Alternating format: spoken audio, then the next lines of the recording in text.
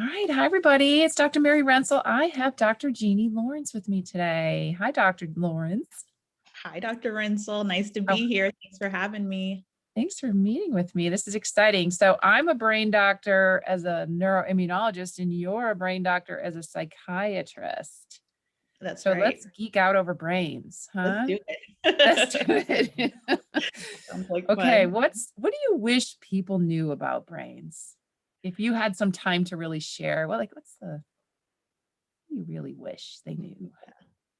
So, in my work as a psychiatrist and a therapist, and also in my coaching program, I see a lot of people that come in really discouraged, right, about how they're feeling.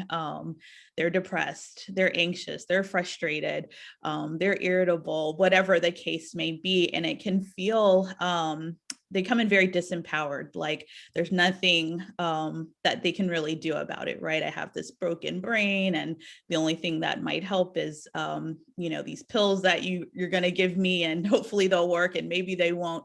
And so it's a kind of disempowering place. And so what I love sharing is that there's so much more that we can do to kind of modulate our emotions, and so much more we can do to heal. That the brain is not this static organ that doesn't change. I think there Mhm. used to be some old theory out there that our brains kind of stop growing and developing at a certain age. But I love focusing on the changes that we can still make.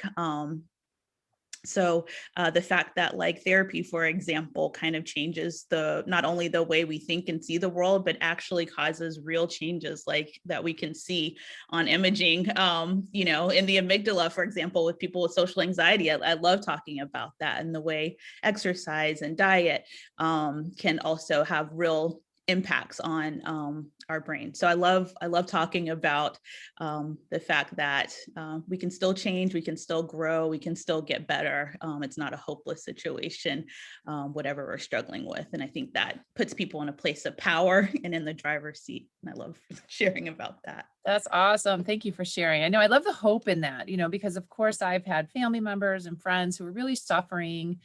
And it Mm, seemed like, I don't know if it's gonna change for them, but as soon as they sometimes grew up or changed, daily habits or found the right medicine or all the above, you could see them, they just like are like new people, and it's so neat to see when people just feel their best selves.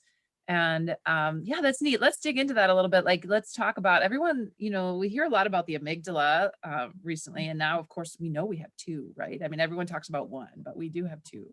right. So we have to know how to address it or modulate it or something. So you're saying when people go through therapy, it may be tell us more about what's happening with the amygdala. If somebody's in therapy or exercising or eating healthy, what's happening up Yeah. there?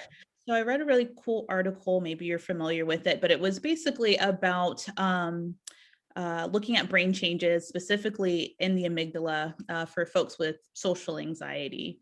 And the idea is that for folks with anxiety, their amygdala is firing too much. It's hyperactive, and Mhm. causing lots of that fear response, even when there isn't anything to be afraid of.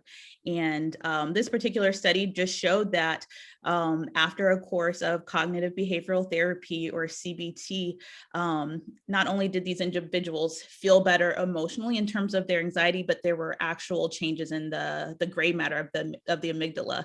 That volume had become smaller on imaging. That just kind of blows my mind. Right. And it again gives so much hope that this isn't like a static, hopeless process. And it also emphasizes that medications can be helpful, but therapy, which I think people kind of, especially doctors, might kind of push off as like a little bit woo woo, like not, tangible enough. It actually Mhm. can produce very tangible changes in the brain. So I Yeah, think it's really cool. that is really cool. I agree with you. So, and therapy, that's with a professional person, a therapist, which I suppose comes in different forms. But I think if anybody wants to know more about therapy, talk to their doctor about it, right? Because that's amazing. So that's working with a professional.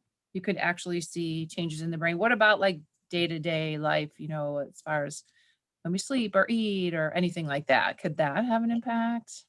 Before I even answer that, I wanted to just swing back to Yeah. what you just said. And you Yes. said what most people think, which is that therapy is always with a therapist. And a less talked about way to kind of get the same benefits of therapy is self-guided therapy, or kind of more of a self-help format. There's a really good study about medical interns who were given an online self-guided CBT course before medical internship, and showed how after 4 weeks of this self-guided therapy without a therapist sitting next to them, they were much less likely to experience suicidal ideation in that first year of residency. And we Wow. know that depression and suicidal ideation, suicide attempts, and all this stuff in physicians is a really big problem, especially in training. And so I just like to highlight again that sometimes we have to think outside the box a little bit, and not all therapy has to be guided by a therapist. It should maybe be developed by, of course, somebody who knows what they're talking about, a professional. But sometimes for certain folks, you can get a lot of benefit out of some self-guided work as well. And I do a lot of that. I do a lot of teaching of those tools in my program, Self-Work for Physicians, to kind of capitalize on that and take therapy outside of that little therapist box and extend it so that more of us have access to these really cool tools that can change the way we feel. Interesting. Yeah. Interesting. Yeah. Yeah. So, okay, that's interesting. So it's like education and then getting some feedback on what you're doing or something. But yeah. So if you wanted a person one-to-one, that's an option. But there's other kind of options to get help or even preventative. You're saying so Right. that would be And preventative. mhm. Yeah, that's interesting. Right. Yeah. And what does nutrition have to do with the brain and its functions or emotional processing or what do Yeah. you what do you tell your folks? I tell my folks that it's important. Most of the studies out there that have to do with nutrition and like treatment for depression, for example, talk about nutritional changes that can be made like as adjunct, right, to the traditional psychiatric treatment, meds, therapy, or both. There aren't as many robust studies around using just nutrition by itself, but it does play a huge role, right? If you are struggling with depression and a part of that symptom cluster includes like sometimes lack of energy and lack of motivation and brain fog, and you are kind of loading up on like the carbs and the sugars and the things that also perpetuate that lack of energy, brain fog, etc., it can be a kind of vicious cycle, right? And so I definitely encourage anybody who is struggling with those kinds of symptoms to follow more of a plant-based, whole food-based, less processed diet. There is good evidence that a Mediterranean diet, for example, is very effective in helping reduce depressive symptoms. And so I definitely love talking about that as, again, one of those things that we can do to feel empowered and make a change in the way we're feeling. Right. That's Yeah. interesting. So even, yeah, either, do you know if it's prevented? Are there any studies that could say a healthy diet is preventative for mood disorders or? I'd have to look for like a Yeah, I know. particular study. It certainly That's, makes sense to me, yeah, but I don't want to, put any misinformation out there. I'd have yeah, to look sure. for a particular study. But certainly, for folks that are already diagnosed, it can be helpful. It's already there. Yeah, it's like it's like in your toolkit. That Yeah. helps. That matters. Yeah. Yeah, so that's similar. So I treat multiple sclerosis, and that's similar with our literature shows. That it seems to help, and it should be in our toolkit. But we just don't know yet if it's a treatment, the Mhm. only treatment needed. Because a lot of folks put a lot of time and energy into learning healthy nutrition, and it takes a lot to learn about it, doesn't it? I find it's very time consuming. It's something you do at least 3 times a day. There's a lot to Mhm. learn. Right. That's Yeah. neat though. That's neat that can Mhm. be in your toolkit to Right. keep, what do you think, emotions in healthy range, or if there is a mood disorder, even to help it? Both. I think Both. both. Yeah. Yeah, that's neat. Okay. So for coaches, how do Mhm. coaches prepare themselves to be good coaches? Like how do we, is there anything we can do for our brain optimization or brain support so that we can help others? Yeah, I think so I'm again a proponent of what I call self-work or personal work. And I think that when you are in a position like as a coach and are helping people through their issues, that it's really important that you as the coach are doing your own personal work too, right? It makes you Mhm. that much more effective.